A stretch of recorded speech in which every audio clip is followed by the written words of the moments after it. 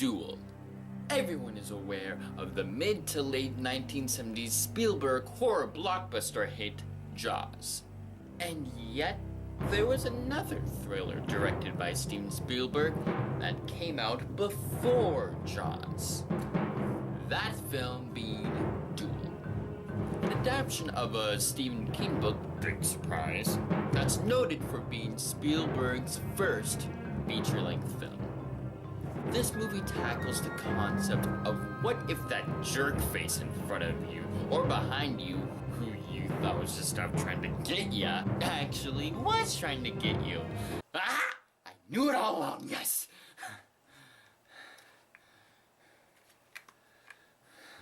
Yeah, hey, you hear that, buddy? Yeah, you hear that? Hey, he just beeps at me. Hey! Hey! Telling me, hey! For the two-timing half-witted! And with a storyline like that, you can guarantee that this film will leave your pulse pounding. Taking a small idea like a truck driver who won't stop stalking a red Plymouth Valiant driving Dennis Weaver. One clever little detail found in this flick is that there's no frame showing full, clear glimpses of the face of the truck driver. This just presents more mystery to the antagonist and gives us a sense that it's more of a monstrous being than just an everyday normal truck. The film doesn't sway away from its main focus also, and it delivers what the audience expects to see. It's just a man trying to survive his battle with a beast with an engine. And throughout the movie, there isn't one scene that doesn't get your heart racing. So much so that it makes you feel like you're in the back seat with Dennis Weaver, as we feel the same terror, knowing that if he just makes one wrong move, or if he drives just a little slow, he could be demolished by the truck. This underrated film can be viewed as a fascinating first feature-length debt of a filmmaker who would later on in his life would direct one of the most iconic films of all time. Duel is a gripping thriller that'll make you look at the open road in a horrifyingly new light. And if you haven't given it a watch, open the passenger door and get ready to experience the ride of your life. Don't you Number 3. forget about me. Batman, Mask of the Phantasm.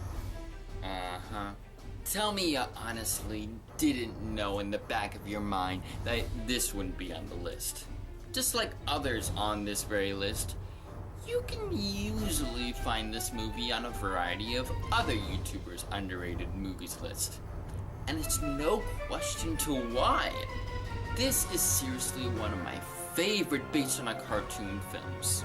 The movie centers on Bruce Wayne reminiscing on a time when he was truly happy, and where he could have almost stayed happy, adding just more depth and tragedy to that beloved character. If that won't sell you, this movie introduces a new villain to the table, and also grants us having Joker play a part in the story, which is always a plus. So all of that sounds swell, but why is it considered underrated by many? Well, like a lot of films on this list, by its theatrical release, it bombed beyond belief. The creators really pulled it out of the park with this film, and revamped their animation of dark and shadowy visuals that the mythos of Batman is always known for. They even brought in a choir for the score. A choir. A freaking choir! Which just adds an all-around epic grand scale. Batman Mask of the Phantasm has enough twists and turns to get you sucked into. And though there's a lot of other solid Batman films, this superhero animated epic showcases spectacularly Gotham's protector of the night in all of his wonderful glory.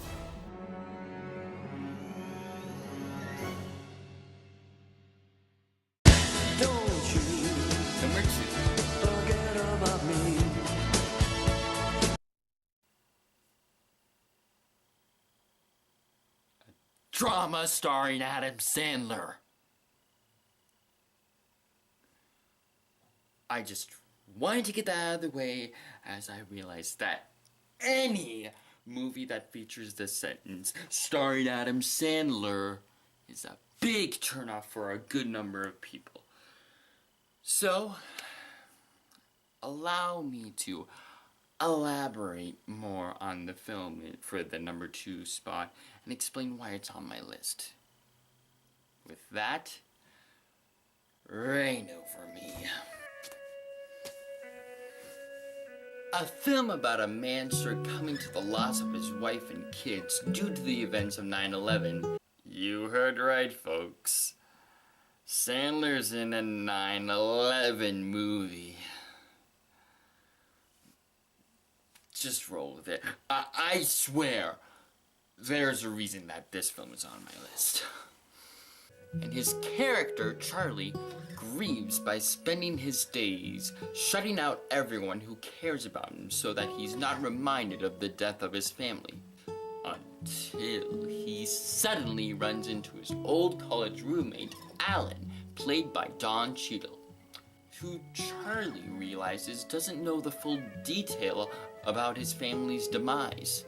Charlie then allows Alan to revive their friendship, to which that also revives a happiness that Charlie hasn't felt in years. Those who know me know that I view Adam Sandler in a very poor light. That in part due to his comedy films, minusing Happy Gilmore, Wedding Singer, and 51st Dates. But yet, even if some of his comedies are misses for me, there's one other genre Sandler seems to have surprising talent in, and that is drama. Instead of just throwing away his usual stick of his comedies of just yelling and shouting very loudly or getting angry very easily, he uses that to his advantage while playing the role of Charlie. Especially with the scenes when he has a meltdown, which fits in very well within the character because of his emotional trauma. Speaking of emotion, this film is intense, like tear-jerkingly intense. It's one of the saddest films I've ever sat through. And all of that centers on Sandler's acting. It's just so raw and powerful. And every time I watch him, I always cry. I know that's really hard to believe, but no joke.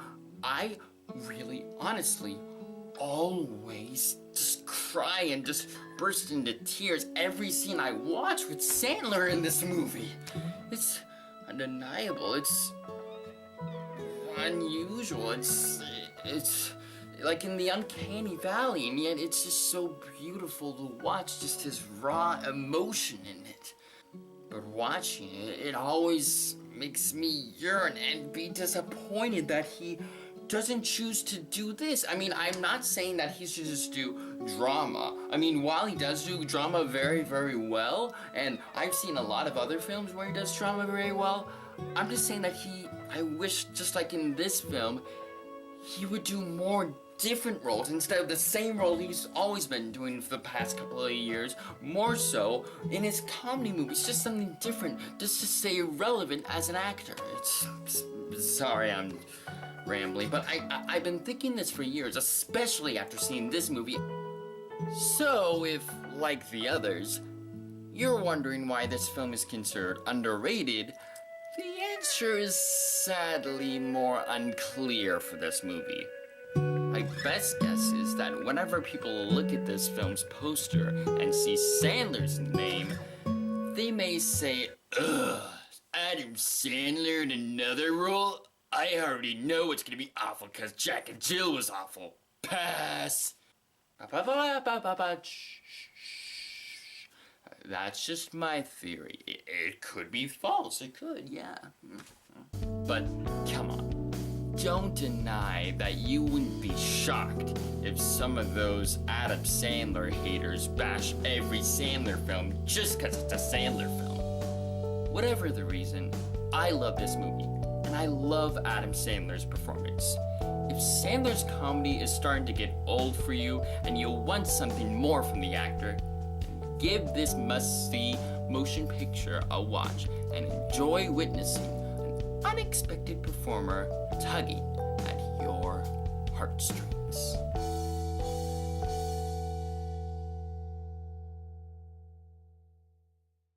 And before I get to number 1 on this list of underrated favorite movies of mine, I'm now going to announce and share with you the honorable mentions of my favorite underrated movies.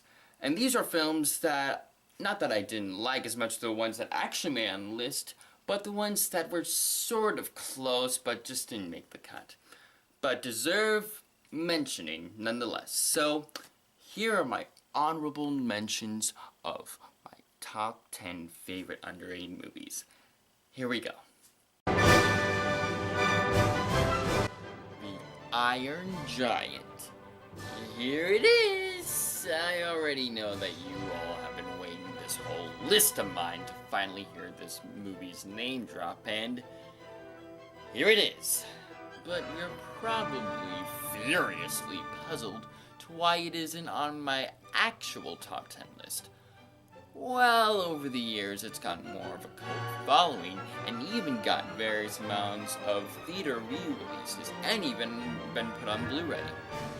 But I've still come across those who haven't seen the film, so this anime classic still deserves the mention. Punch Drunk Love. Now, I can imagine you know why this didn't make the list, the actual list, since Reign Over Me was slated a spot on my list. Nothing against this film, I love it as well. It's just, personally, I adored Reign Over Me a little more. But the movie still looked at as an underrated film to me. So at least it's placed as an honorable mention. Once. For this film, there's only one huge factor that makes it shine bright, and that's the songs. The songs are masterfully sculpted, and you can feel the emotion through each song sung. But songs, however great, aren't enough to put a flick on the list of 10 worthy other movies, but still deserves to be looked upon by more people. Sky High. It's a high school for young superheroes and sidekicks. Watch it. Watch it now. Stop whatever you're doing and just watch it. Nope, that's it. That's all I want to say. All that needs to be said about this film. Just go and watch it, yeah? Don't you And number 1 favorite underrated movie of all time is forget about me. It's around the city us.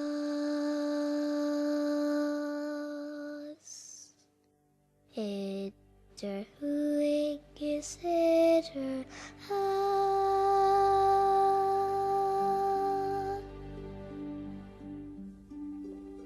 Song of the Sea.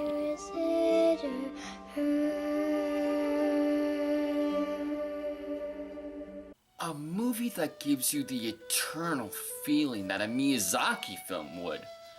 And while Miyazaki, along with other anime movies, have the persona of Japan's look, this movie's setting, cast and crew, animation, and this whole movie presents the persona of everything that is the cultural look of Ireland. And then there's the animation. Never have I seen an animated movie where it was difficult to describe why it's so stunning. The best I can describe about it is that it reminds me of a watercolor painting brought to life on the big screen. I've seen a lot of unique style of artwork in other animated films, but the originality for animation in this film really astounds me. Its central story is inspired by the Irish folktale of the legend of the Selkies, which are sea seals who, when they get on land, shed their silky skin and transform into beautiful women. This film is an exquisite, whimsical piece of art. And as much as I love my good share of computer animated films, this movie not only introduced me to my fascination with European folktales, but also made me realize the impactfulness hand-drawn animation can deliver, and show me that it is possible to make a 2D animation film even in a CGI world that we live in nowadays. And any movie that can grant a person with a deeper appreciation for animation of all kinds and is considered unwatched by a large amount of people, I can see no other more clearer proof that Song of the Sea is in my mind, the most underrated movie ever. And those are my top 10 favorite underrated movies for this list. I hope you'd enjoy it. And was there any movie that I left out that wasn't on this list? Probably, yeah, because sad to say but true, there's quite a lot of movies that get released to the public that don't get much attention, or they don't get attention at all. With that said, this is a very, very fun list to do. I don't do a lot of underrated, well, okay, not just underrated, but I don't do a lot of list videos a lot, but yeah, this is fun. It's a lot of the entries that I talked about were very, very long, but that's just how I talk. Can't change. Well, yeah, I can with editing. But I'm hoping soon to do more list videos like this. Stay classy, and I'm logon411, and I'll see you in my next video.